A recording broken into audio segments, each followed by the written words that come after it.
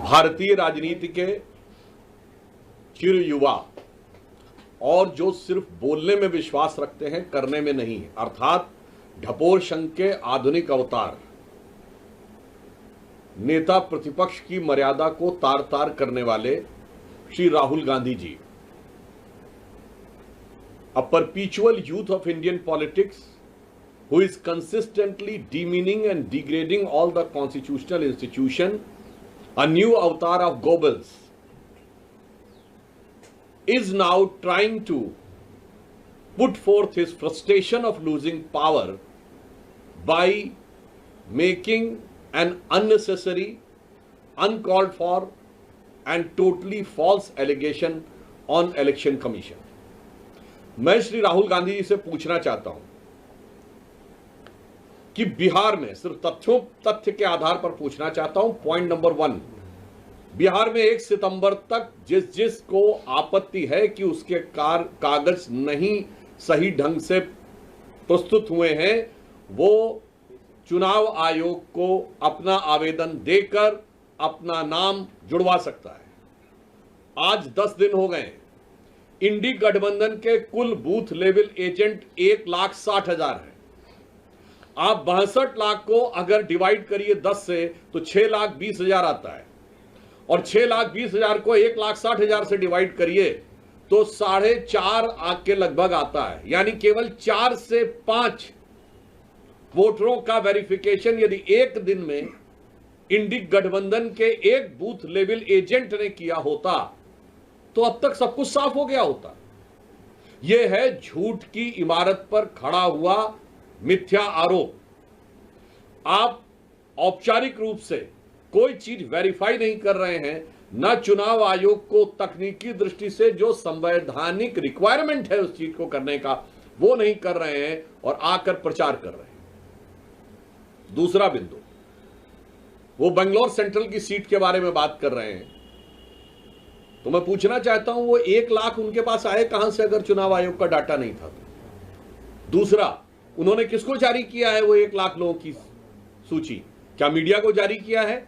क्या जनता को जारी किया है? क्या सांसदों को जारी किया है, या चुनाव आयोग को दिया है? दूसरा, मैं कांग्रेस पार्टी और इंडी गठबंधन में पूछना चाहता हूं, श्री राहुल गांधी जी, आप एक ही कॉन्स्टिट्यूएंसी में इतने सिलेक्टिव कैसे हो जाते हैं? उसी बेंगलोर सेंट्रल कॉन्स्टिट्यूएंसी में आप वो विधानसभा दिखा रहे हैं जहां बीजेपी ने लीड किया है, 2 विधानसभाएं चामराजपेट और शिवाजी नगर, जहां कांग्रेस को 60% से अधिक वोट मिला है, वहां पर बढ़े हुए मतदाता क्यों नजर नहीं आ रहे?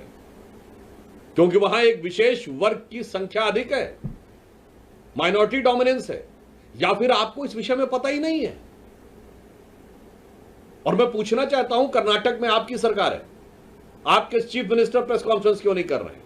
डेप्यूटी सीएम प्रेस कॉन्फ्रेंस क्यों नहीं कर रहे हैं? यदि आप ये चाहते हैं कि सरकार के द्वारा नहीं हो, यद्यपि आप स्वयं नेता प्रतिपक्ष के रूप में कैबिनेट मंत्री का दर्जा पात्र हैं, यानी आप स्वयं सरकार की दृष्टि से सरकार के एक हिस्से हैं, क्योंकि आप कई कमेटीज में भी हैं, परंतु पार्टी से कराना था तो पार्टी का प्रदेश अध्यक्ष क्यों नहीं कर रहा है? आपके राष्ट्रीय अध्यक्ष आदरणीय खड़गे जी सबसे वरिष्ठ नेता हैं और वो कर्नाटक के हैं। शायद इसलिए वो नहीं कर रहे हैं कि उन्हें हकीकत पता है, और या फिर राहुल गांधी जी ये साबित करना चाहते हैं कि कर्नाटक राज्य के संदर्भ में ही उन्हीं की पार्टी के सीएम, डिप्टी सीएम, प्रदेश अध्यक्ष और राष्ट्रीय अध्यक्ष से ज्यादा ये राहुल गांधी जी को पता है, या ये उनके लिए निरंतर लॉन्च होने वाली, जैसे भारत ने एक बार में 100 सैटेलाइट लॉन्च करके एक दिन में रिकॉर्ड बनाया था, पर राहुल गांधी जी के निरंतर असफल लॉन्चिंग के प्रयास में किए जाने वाली छटपटाहट का ये एक और प्रयास मात्र है। दूसरा, मैं पूछना चाहता हूं, अगर ईमानदारी से क्या इस सीट की जांच नहीं होनी चाहिए? यदि बिहार में कई विधानसभा क्षेत्रों में अचानक रेजिडेंसी के लिए लाखों की संख्या में लोगों ने पिछले 5 महीने में आवेदन किया है, और मैं कांग्रेस पार्टी और राहुल गांधी से पूछना चाहता हूं, आप महाराष्ट्र के बारे में कहते हैं कि 4% वोटर बढ़ा, तो महाराष्ट्र की एक लोकसभा है धुले, जिसमें 6 विधानसभाएं हैं। 5 विधानसभाओं में भारतीय जनता पार्टी 2024 के लोकसभा में सारी 5 जीती, कुल जीत थी 1,90,000, और एक विधानसभा में कांग्रेस गठबंधन को कितना वोट मिला? 1,94,000, और उस विधानसभा का नाम है मालेगांव सेंट्रल। ये वही मालेगांव जिसकी पिछले दिनों में आपने बहुत चर्चा सुनी हो। एक विधानसभा में 1,94,000 और कांग्रेस और राहुल गांधी जी जवाब दें, उस मालेगांव में 43% नए वोटर बने, 43.5% न्यू वोटर्स। क्या इन बातों की जांच नहीं होनी चाहिए? या हम सीधी बात कहें कि जिस प्रकार की बातें इंडी गठबंधन और कांग्रेस पार्टी कर रही है वो चोरी की बात नहीं है, जो एक पुराना स्लोगन है, चोर मचाए शोर। वास्तविक अर्थों में आज विदेशी भारत विरोधी शक्तियों के साथ हॉबनॉबिंग के शक के दायरे में तो कांग्रेस और इंडी गठबंधन के लोग पहले से ही थे। विदेश में जाकर भारत विरोधी एनजीओज और भारत विरोधी नेताओं से मिलने के प्रमाण तो राहुल गांधी जी के पहले से ही थे। 6 मार्च 2023 को सीधे विदेश के भारत में हस्तक्षेप की गुहार लगाते हुए आप पहले देखे जा चुके हैं।